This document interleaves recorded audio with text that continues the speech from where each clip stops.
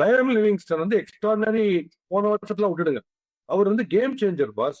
அவர் உம்ரான் மாலிக் மாதிரி பேஸ் போடுறவரு, இறங்கி நடந்து போய் ஸ்ட்ரெயிட்ல சிக்ஸ் அடிக்கிறாரு. இந்த பக்கம் போய் இப்படி six, innovative cricket. Oh can bowl leg spin and off spin and when it demands. வேற யாரும் ஷைன் ஆகாதோ அது பண்ணுவார். Above all extraordinary fielder. I catches அவர் பிடிக்கிற விதம்லாம் பார்த்து சிரிச்சுட்டே இருப்பாரு.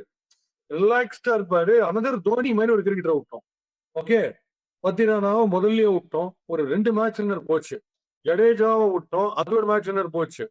அப்புறம் Miller, what Dhoni can do, அந்த மாதிரியான ஒரு finisher who can play both roles.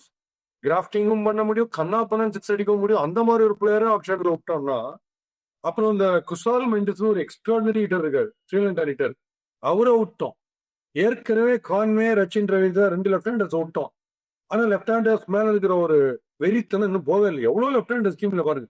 Left arm Bagh bowlers, spinners, batters, அவ்வளோ லெஃப்ட் ஹேண்டர்ஸ் டீம்ல.